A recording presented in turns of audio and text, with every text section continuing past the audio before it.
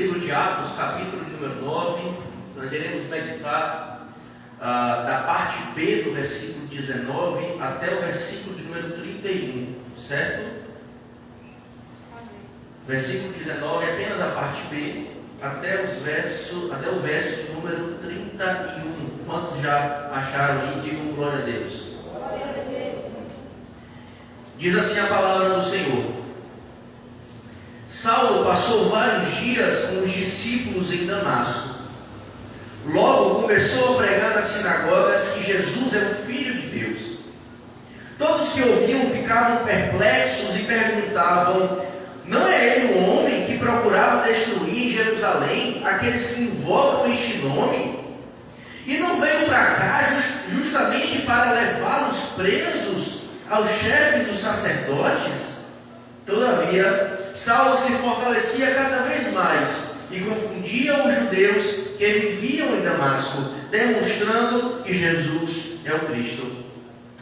Decorridos muitos dias, os judeus decidiram de comum acordo matá-lo, mas Saulo ficou sabendo do plano deles. Dia e noite eles vigiavam as portas da cidade a fim de matá-lo. Mas os seus discípulos o levaram de noite e o fizeram descer num cesto através de uma abertura na muralha.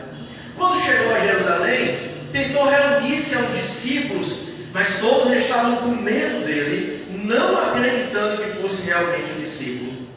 Então Barnabé o levou aos apóstolos e lhes contou como, no caminho, Saulo vira ao Senhor que lhe falara, e como em Damasco ele havia pregado corajosamente em nome de Jesus. Assim, Saulo ficou com eles e andava com liberdade em Jerusalém, pregando corajosamente em nome do Senhor.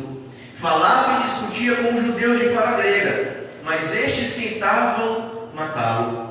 Sabendo disso, os irmãos o levaram para Cesareia e o enviaram para Tarso. A igreja passava por um período de paz em toda a Judeia, Galileia e Samaria. Ela se edificava e, encorajada pelo Espírito Santo, crescia em número, vivendo no temor do Senhor. Pai amado, muito obrigado por esta porção da Tua Palavra. Te pedimos, te suplicamos mais uma vez, fala conosco através dela. Deus, que a Tua Palavra possa nos direcionar, nos guiar, nos corrigir, nos consolar nesta noite. Mais uma vez, é o que te pedimos, no nome de Jesus. Amém. Glória a Deus. Irmãos, vocês já assistiram aquela franquia chamada O Exterminador do Futuro? Basicamente, este filme, esta franquia de filmes, a premissa é basicamente o seguinte: as máquinas ganham vida própria e se rebelam contra o ser humano. E eles tentam a todo custo exterminar a humanidade. Porém, um grupo de sobreviventes formam uma resistência contra as máquinas. E esse grupo é liderado por um homem chamado John Connor. Então, no primeiro filme dessa franquia, as máquinas resolvem enviar o exterminador para o passado. Ou seja, um robô super avançado, altamente cruel e especialista em matar. E este robô possuía uma aparência humana, e as máquinas enviam este robô para o passado a fim de matar a mãe de John Connor, Sarah Connor, para que John não nascesse e assim no futuro não liderasse a resistência contra as máquinas. Então a missão deste exterminador é matar, no primeiro filme, matar a mãe de John Connor para impedir que ele nasça e lidere a resistência no futuro. Porém, o exterminador falha em sua missão. Ele não consegue matar Sarah, não consegue matar a mãe de John. Então, no segundo filme da franquia, o mesmo modelo de robô, com a mesma aparência, para o passado novamente agora pela resistência humana, pelo grupo de resistência. E agora esse robô, esta máquina é enviada ao passado pelo grupo para agora proteger John, que já era um adolescente, e proteger John de quê? De um outro exterminador que foi enviado para matá-lo. Um exterminador mais avançado, mais cruel. E este exterminador, que no primeiro foi enviado para matar a mãe de John, agora é enviado para proteger John de ser morto. Queridos, o que nós vemos nesse texto é algo muito semelhante. Jesus pega um exterminador de cristãos e o reconfigura, o vira do avesso, transformando-o agora em uma testemunha de Jesus e sofrendo e sendo perseguido por isso. Agora a gente precisa entender que na cabeça de Saulo, antes dele se converter, ele precisava, na cabeça dele, ele precisava perseguir os hereges, ou seja, os cristãos, e a sua religião. Por quê? Por causa do zelo por Deus e pela lei de Moisés. Então, na cabeça de Saulo, ele tinha que perseguir, ele tinha que prender, ele tinha que matar os cristãos que eram hereges, que estavam desvirtuando a lei de Moisés. Então, pelo zelo pela lei, por causa do zelo por Deus, ele achou que deveria perseguir os cristãos, que deveria tentar parar aquele movimento. Então, na cabeça de Saulo, ele estava servindo a Deus ao perseguir os cristãos. Portanto, queridos, para Saulo, Jesus tinha sido um blasfemo ou um impostor. Na mente dele, Jesus de forma alguma podia ser o Messias, pelo fato de ter morrido crucificado, o que era considerado uma maldição no entendimento dos judeus. E outra coisa, também era esperado pelos judeus que o Messias viria para libertar Israel da opressão de Roma, do domínio dos romanos. Mas Jesus foi morto pelos romanos. Então, na cabeça de Saulo, Jesus não podia de forma alguma ser o Messias, porque ele foi derrotado pelo Império Romano. E o Messias viria, no entendimento judaico, para libertá-los do governo romano. Então, Jesus era um blasfemo, ou no mínimo, um impostor, na cabeça de Saulo. Porém, tudo isso mudou quando Saulo viu Jesus ressurreto a caminho de Damasco.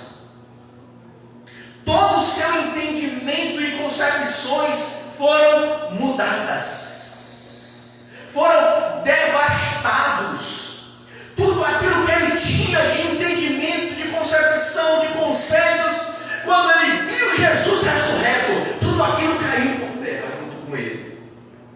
Agora Saulo olhava para as promessas do Antigo Testamento à luz de Jesus, e tudo passou a fazer sentido.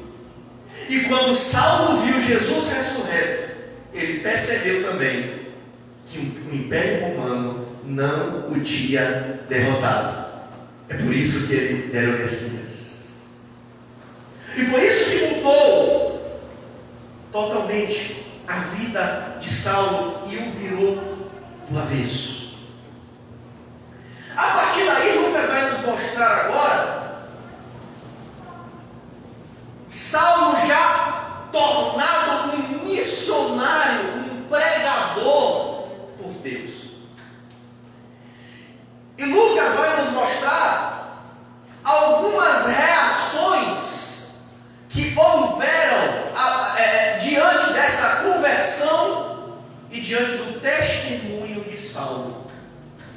Em primeiro lugar, Lucas vai nos mostrar as reações diante da conversão e do testemunho de Saulo em Damasco.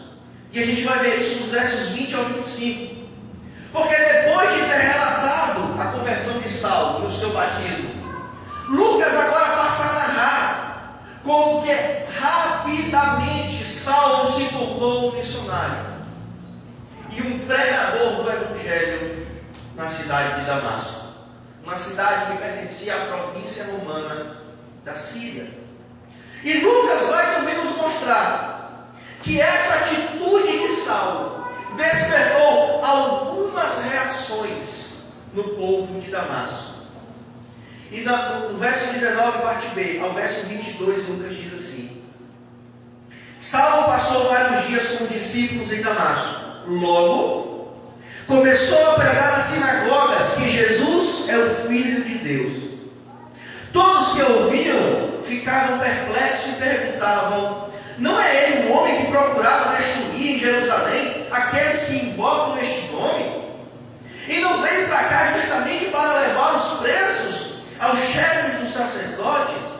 Todavia, Saulo se fortalecia cada vez mais e confundia os judeus que viviam em Damasco, demonstrando que Jesus é o Cristo. Lucas nos relata, queridos, que Saulo começa a pregar justamente aquilo que ele outrora considerava heresia. E ele começa a fazer isso nas sinagogas de Damasco, que eram as congregações dos judeus, o lugar onde eles se reuniam para orar e ler e meditar as Escrituras. E é interessante, porque Saulo está pregando o Evangelho, pregando Jesus, que ele considerava heresia. Ele está pregando no mesmo lugar onde ele tinha pegado a autorização para ir, a fim de pedir ajuda dos judeus para capturar os cristãos e levar de volta a Jerusalém. Quem lembra? Ele pegou a autorização do sumo sacerdote para ir até a sinagoga de Damasco, para que eles ajudassem a extraditar os judeus cristãos que fugiram de Jerusalém da Judeia para lá, para que ele levasse preso de volta. E agora Saulo vai anunciar Jesus aonde? Nas sinagogas. Aleluia, Jesus. Glória a Deus. Lucas diz, queridos, que Saulo estava anunciando que Jesus é o Filho de Deus, verso 20. E no verso 22, Lucas diz que Saulo demonstrava que Jesus é o Cristo, ou seja, Messias, o Messias ungido. E tanto a designação a Filho de Deus, como o Cristo, o Messias aqui, tem o mesmo sentido. Porque o título Filho de Deus também era aplicado ao rei davídico, ao Messias rei. Então, Filho de Deus aqui no verso 20 e Cristo, Messias no verso 22, é provavelmente a mesma coisa. Paulo está anunciando que Jesus é o Messias prometido, é o ungido, é o rei davídico prometido. É isso que Paulo está anunciando. E pelo fato da fama de Saulo como perseguidor dos cristãos está espalhada, o povo da cidade ficou perplexo e confuso quando viram Saulo anunciar a Jesus. Eles ficaram surpresos. Eles não conseguiram compreender. Como? Este homem está perseguindo, este homem está prendendo, este homem está exterminando, veio para cá para prender os cristãos, e agora está pregando o que eles pregam, e agora está anunciando o nome que eles anunciam. Agora, irmãos, fica uma pergunta aqui para nós: como Saulo pôde pregar sobre Jesus tão rápido? Olha, isso aqui é importante no verso 20. Esse termo aqui, logo, é importantíssimo. Lucas está dizendo que depois de Paulo ser batizado, logo, coisa rápida, não demorou muito, Saulo começou a anunciar que Jesus é o Filho de Deus, que ele é o Messias, é o ungido, é o Cristo. Como ele pode pregar sobre Jesus tão rápido? A gente tem três explicações. Primeiro, Saulo pode ter recebido orientações dos discípulos em Damasco Essa é a primeira razão. A segunda razão, Saulo, ele era um especialista na escritura do Antigo Testamento. Saulo, ele era um estudioso da lei. A gente não pode esquecer disso. Agora, Saulo só precisou revisitar tudo aquilo que ele aprendeu à luz do Messias Jesus. E tudo se encaixou. E em terceiro lugar, principalmente, Paulo, ele afirma na sua carta aos Gálatas que ele recebeu a mensagem do Evangelho por meio da revelação do próprio Jesus. Paulo vai falar isso aos Gálatas. Eu não recebi a mensagem do Evangelho por homens, mas do próprio Jesus, por revelação do próprio Jesus. É por isso que Saulo rapidamente tinha bagagem para pregar, para anunciar quem era Jesus. Amém. Glória a Deus.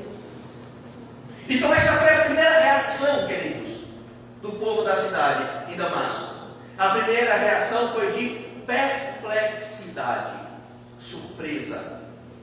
A segunda reação foi a de perseguição. Vamos ler os versos 23 a 25. Decorridos muitos dias, os judeus decidiram de comum acordo matá-lo. Mas Saulo ficou sabendo do plano deles.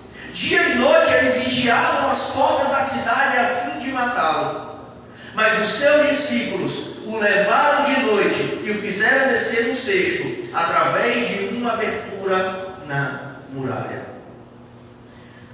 Não nos é dito, irmãos, por Lucas, quanto tempo Saulo passou ali. Ele só diz que decorrido muitos dias.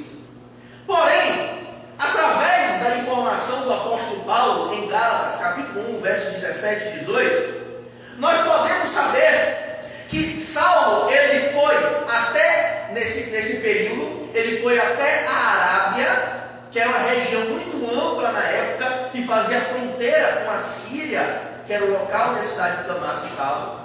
Saulo foi até a Arábia, e depois voltou a Damasco. É porque Lucas não quer entrar nesses meandros, nesses detalhes, não é o interesse de Lucas. Mas Paulo vai detalhar isso na sua carta aos Gálatas.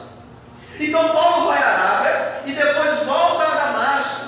E isso Paulo vai falar aos Gálatas, que durou cerca de 3 anos. Então estes decorridos muitos dias é um período de cerca de 3 anos, onde Paulo ficou, tanto na Arábia, como depois em Damasco, voltou a Damasco, anunciando a Jesus, anunciando o Evangelho nas duas regiões. E há uma grande ironia aqui, queridos. Saulo tinha ido a Damasco, nós não podemos nos esquecer disso. Ele tinha ido a Damasco para prender os cristãos e com desejo de exterminá-los por causa da proclamação do nome de Jesus. Agora, ele é quem está sendo caçado por causa do mesmo nome. Mas Saulo ficou sabendo, Lucas nos diz, do plano dos judeus de matá-lo.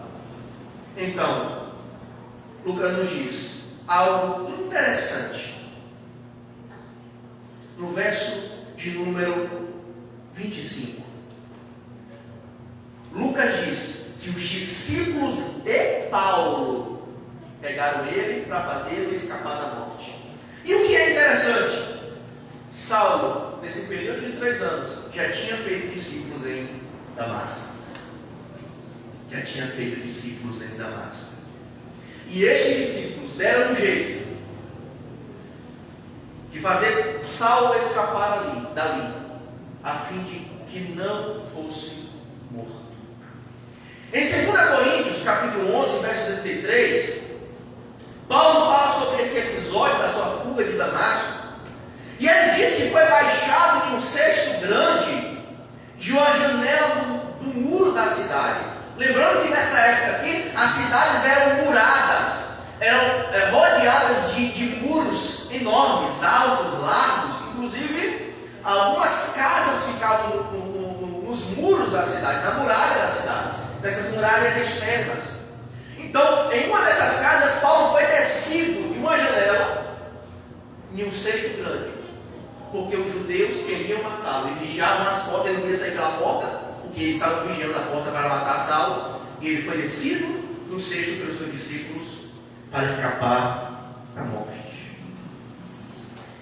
Queridos, o homem natural simplesmente não consegue entender a transformação que Deus faz na vida das pessoas. O ser humano, em seu estado de morte espiritual, não consegue conceber a ideia do novo nascimento operado pelo Espírito Santo.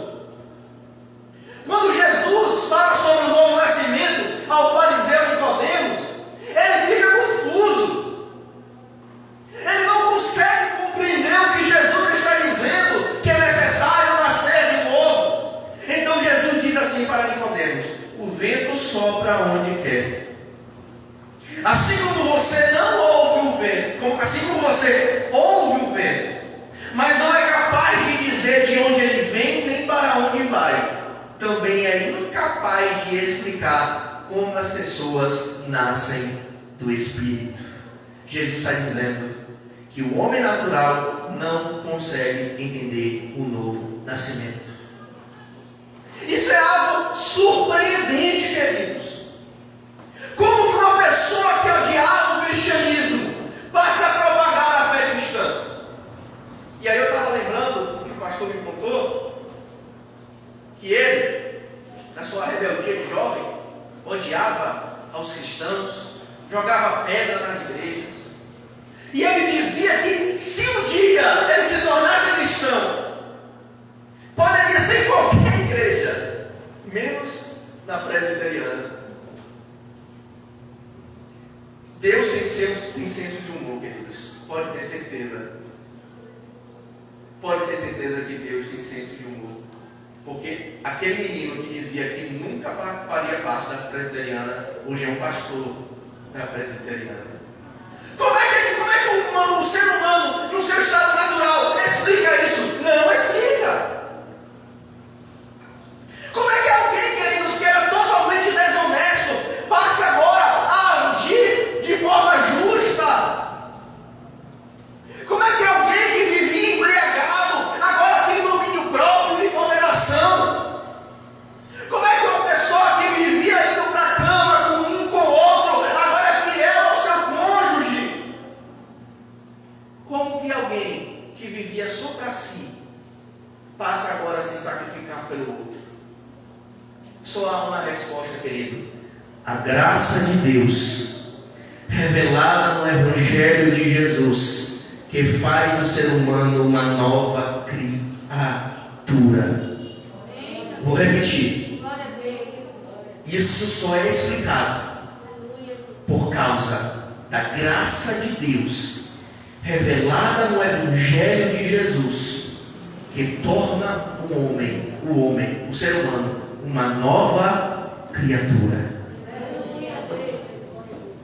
É só assim que é possível, queridos.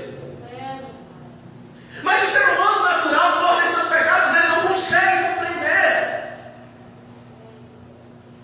Ele não consegue compreender que não importa o quão profundo seja o poço dos nossos pecados e erros, Deus tem poder para nos arrancar de lá por meio do seu Filho. Não importa se nós estamos no fundo do oceano, dentro do ventre de um grande peixe como Jonas, a graça de Deus é capaz de nos alcançar lá no fundo do pecado, dos nossos erros, da nossa maldade, e nos arrancar de lá. E nos fazer novas criaturas. Só a graça de Deus é capaz de fazer isso. Você acredita nisso? Glorifique ao Senhor nesta noite. Senhor Jesus Cristo.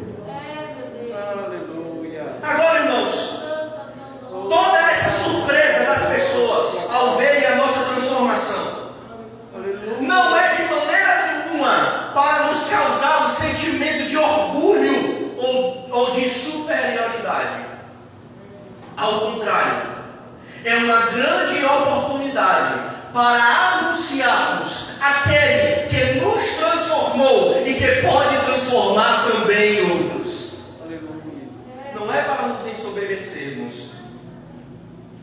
Afinal, queridos, não foi a nossa força ou capacidade que nos trouxe até aqui, mas a incomparável graça do soberano Oh, aleluia. Deus. Glória a Deus. A mesma graça que virou Saulo do avesso, que transformou, que reconfigurou a vida de Saulo, é a mesma graça que nos reconfigurou, que nos restaurou, que nos transformou. E não foi a nossa força, e não foi a nossa capacidade, e não foi a nossa habilidade, e não foi a nossa intelectualidade, não foi a nossa bondade, foi a graça de Deus. É a graça de Deus.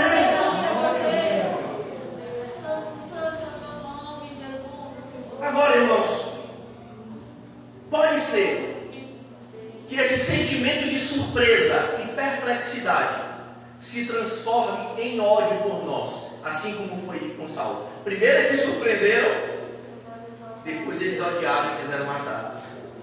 E muitas vezes pode acontecer que esse sentimento de surpresa, as pessoas verem a transformação que Deus fez na nossa vida, pode ser que esse sentimento se transforme em ódio por nós. Nós temos que ter consciência disso.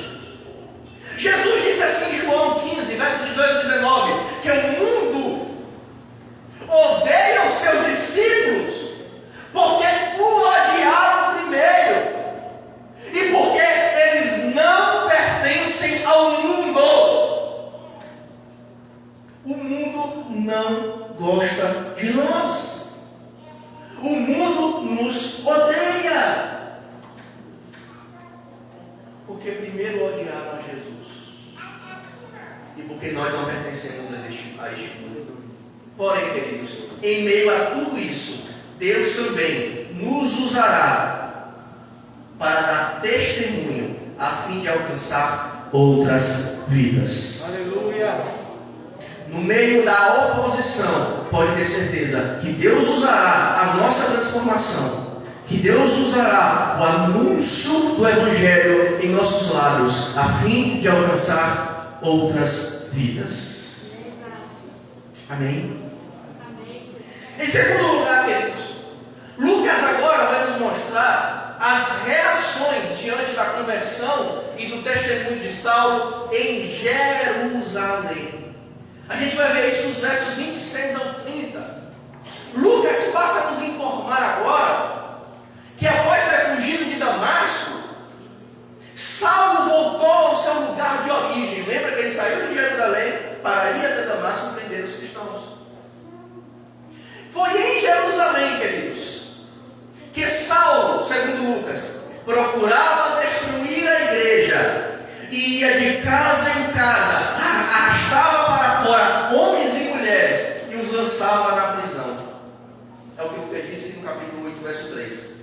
Então, Lucas agora vai nos mostrar qual foi a reação, tanto dos cristãos quanto dos judeus, diante do novo Saulo em Jerusalém. Versos 26 ao 28.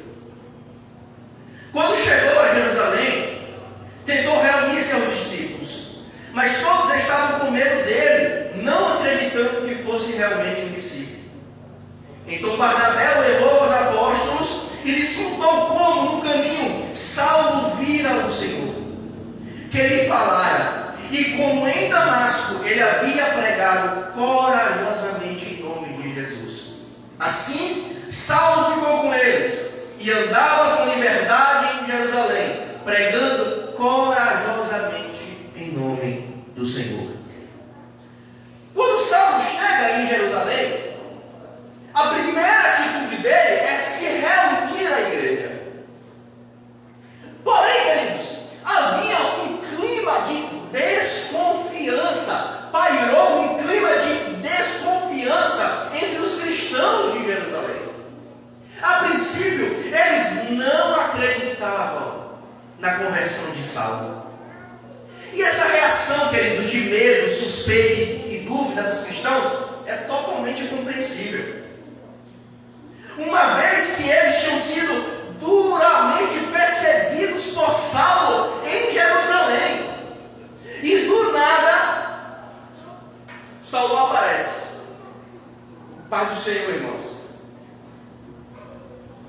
paz e graça a todos.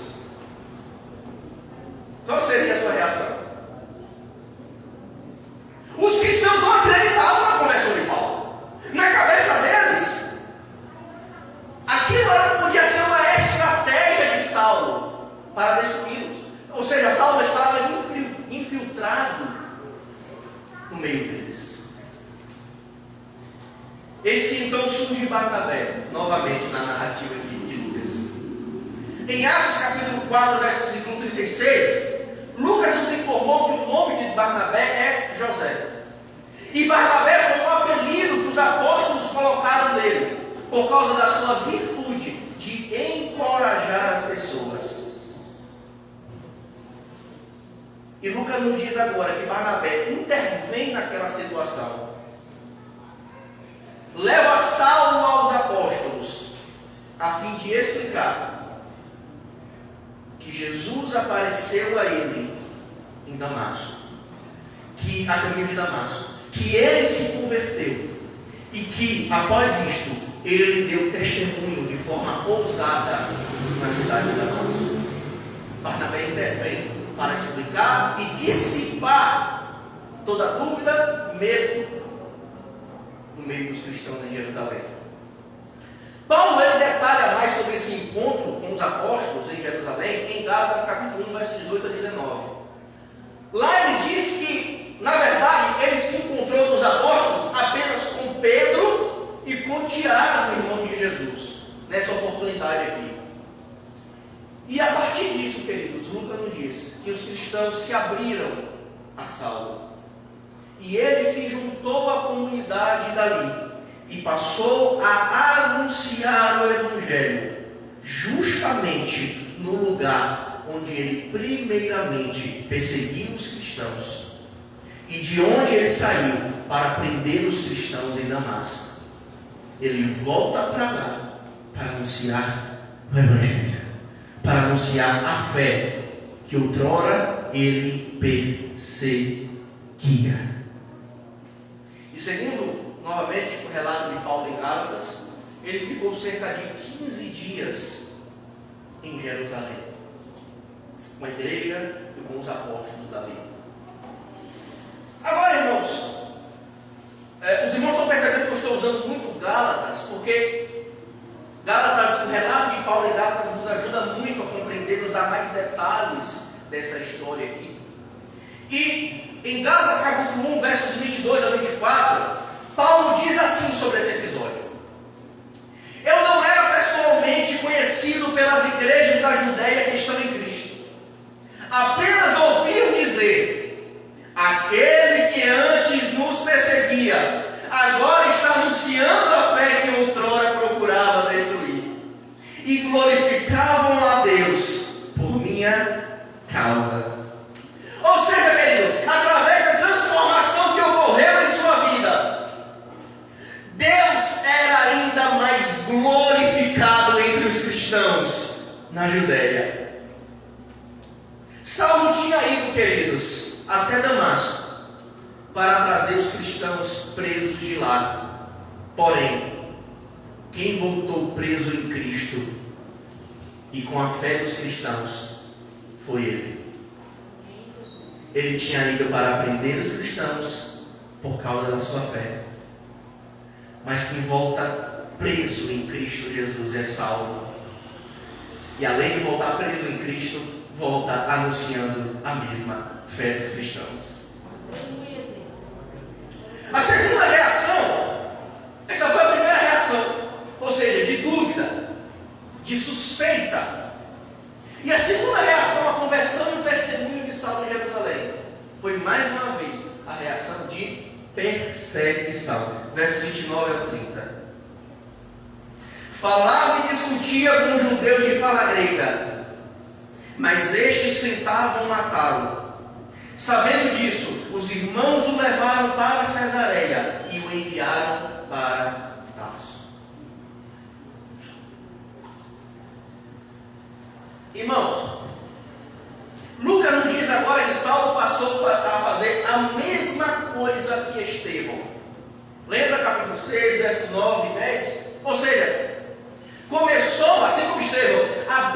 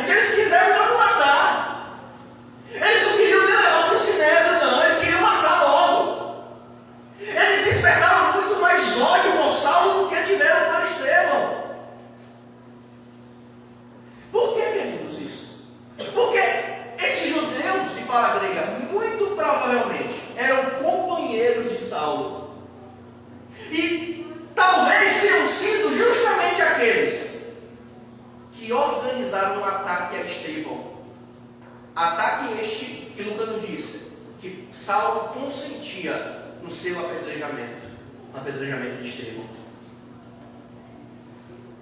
Então, queridos, agora eles se viram contra Saulo, porque Saulo agora é considerado aos olhos deles um traidor. É por isso que eles tiveram tanto ódio por Saulo. E então, queridos, os cristãos tiraram Saulo dali. Mesma história, muito semelhante. Tiraram dali mais uma vez, para que Saulo escapasse da morte.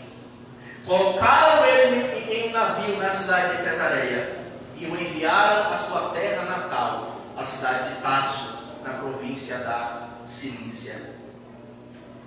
Agora, queridos, além de tirar Saulo de Jerusalém,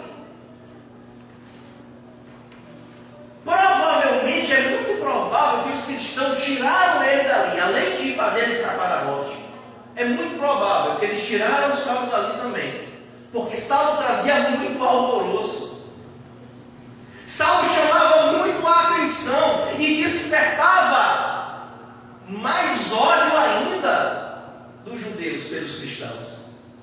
Então os cristãos rejeitaram, esse não tem que sair daqui, esse não pode ficar aqui. E arrumaram um jeito de enviar Saulo para a sua terra natal, a cidade de Tarso. Agora, queridos, olha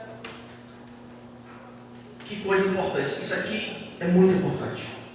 Se você esquecer a mensagem toda hoje, lembra pelo menos disso aqui que eu vou falar agora.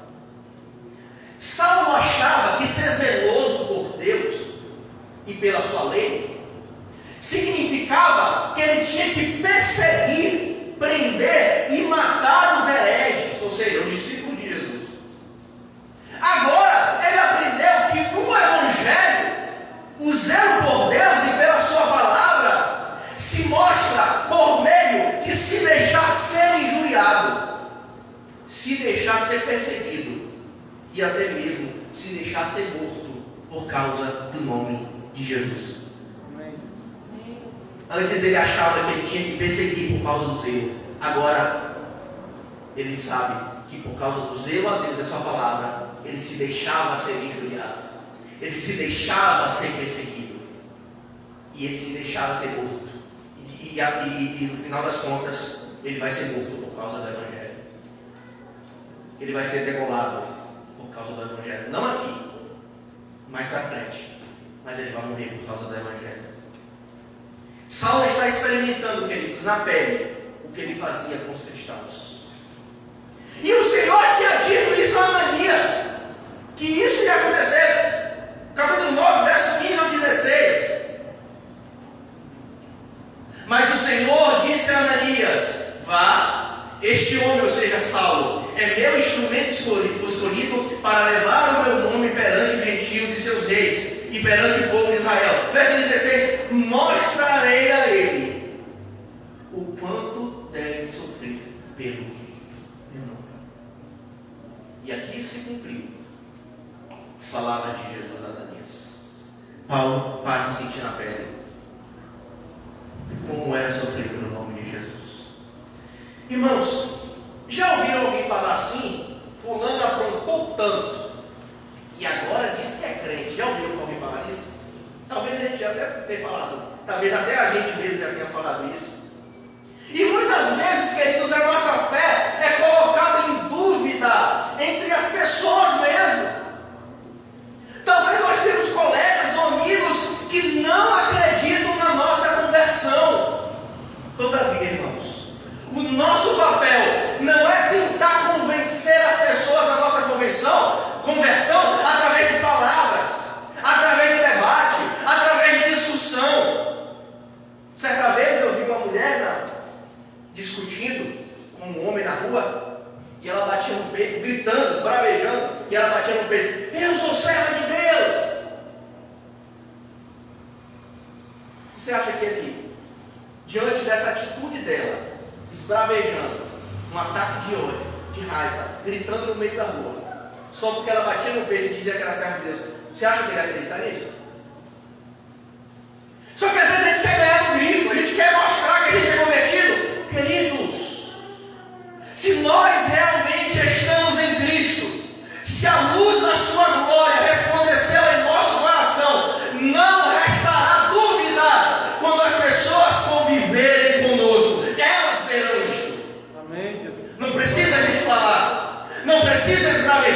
pessoas verão, através das nossas atitudes, do nosso modo de viver. Agora, queridos, outra coisa importante que esse texto nos mostra é que nós, como igreja, muitas vezes não acreditamos na recuperação de alguém. Por exemplo, se algum criminoso começar a participar dos cultos,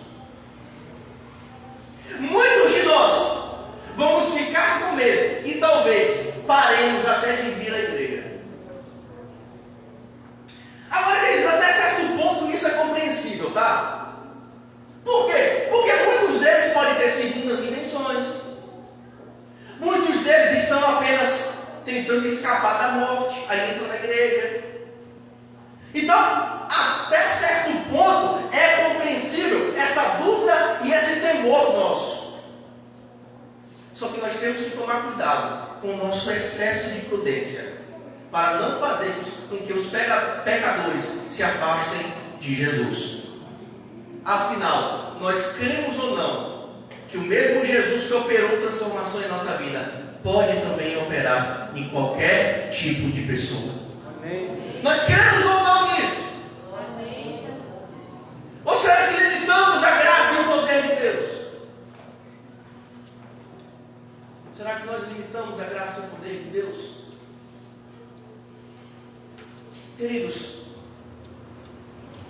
em terceiro lugar, o nosso zelo por Deus e sua verdade não deve ser demonstrado através da imposição da nossa fé aos outros, mas sim pelo se deixar ser zombado, injuriado e perseguido. Zelo por Deus, querido, não é fazer discurso de ódio na internet, quando as pessoas escarnecem de Deus, ou vilipendiam, ou zombam da nossa fé. Aí eu vou para a internet fazer discurso de ódio, tem que morrer, e tem que descer um raio, e tem que Deus fazer isso. Isso não é zelo por Deus. Isso não é zelo por Deus. Zelo por Deus também não é a gente querer um governo cristão para impor as nossas crenças e os nossos valores aos venceu. Não exercendo domínio, mas se deixando ser dominado. E zelo por Deus é se deixar ser zombado, é se deixar ser esclarecido, é se deixar ser injuriado, é se deixar ser perseguido por causa desse nome e não impor a nossa fé aos outros. Amém. Foi isso que Saulo aprendeu e é isso que nós precisamos aprender. Aleluia, meu Deus. Em terceiro e último lugar, queridos, Lucas nos mostra agora os resultados proporcionados por Deus na igreja através de toda essa história. No verso 31 ele vai nos informar. Porque mais uma vez Lucas ele vai trazer um pequeno resumo do estado da igreja a fim de encerrar essa sessão no seu relato. E ele vai mostrar nesse resumo quais os resultados positivos de tudo isso que aconteceu. Quais os resultados positivos da igreja? Verso 31, parte A. A igreja, em primeiro lugar, a igreja passava por um período de paz em toda a Judeia, Galileia e Samaria. Ou seja, o primeiro resultado da igreja foi um período sem perseguição na região da Palestina, na região ali da terra de Israel. Agora, queridos, é importante porque no verso 31, em algumas versões, ele inicia com um termo com a conjunção assim. E isso é importante porque Lucas, ele parece que está fazendo uma conexão com o que vem antes. Lucas, ele vem narrando a história de Saulo, e no verso 31, nos parece que ele vai mostrar o resultado. É por isso que ele, em algumas versões está assim. A igreja passava por um período de paz. O resultado de tudo aquilo que Deus fez na vida de Saulo.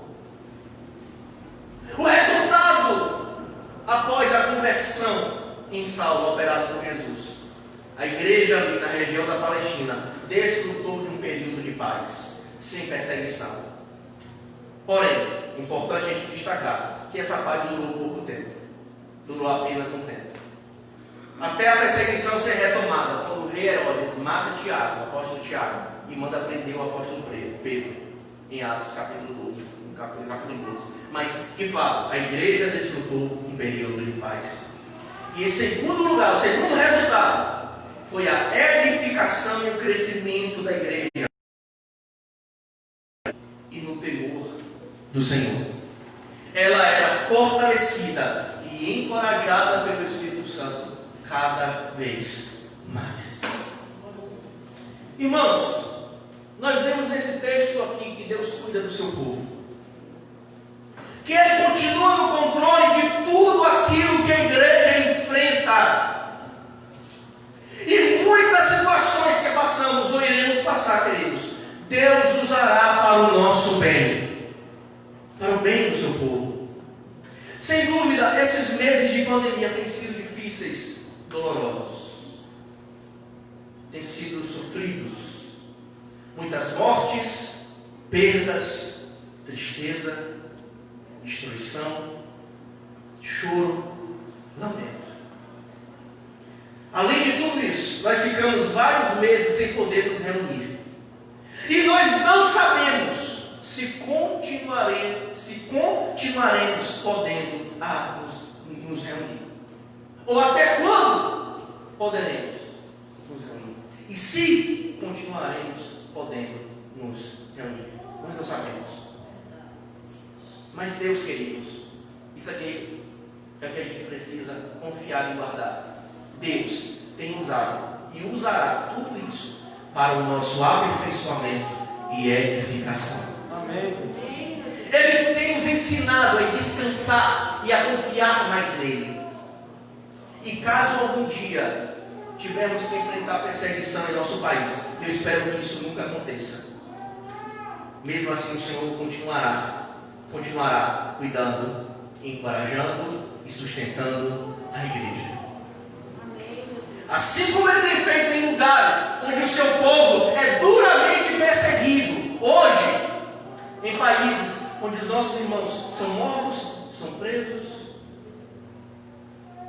Deus continua encorajando, sustentando o seu povo. E se nós algum dia enfrentarmos isso, Deus continuará nos sustentando, porque absolutamente nada pode destruir a igreja de Cristo. Saulo tentou.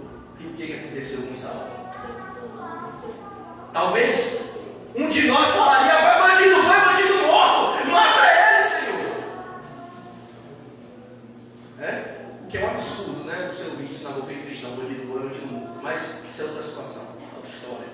A gente fala sobre isso outro dia. E Jesus, ele não mata Saulo. Ele podia, ele é o dono da vida, ele tira, ele dá, ele faz o que ele quiser. Com alguns outros, Deus tirou a vida. Mas com Saulo ele fez algo muito mais surpreendente. Muito mais surpreendente. Ele converte este homem. E a sua igreja continua desfrutando de paz, encorajada, sustentada, crescendo, progredindo. Porque nada pode destruir a igreja de Cristo. Amém, queridos?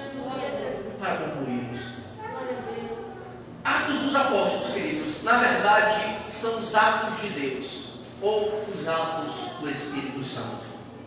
Em cada versículo, em cada texto, em cada página, nós conseguimos ver a mão poderosa do Senhor agindo e conduzindo a história. Aleluia. Em cada trecho desse livro maravilhoso, nós vemos Deus agindo, conduzindo, guiando o seu povo. Amém? Se coloque em pé. Ministério de louvor. Vamos estar cantando.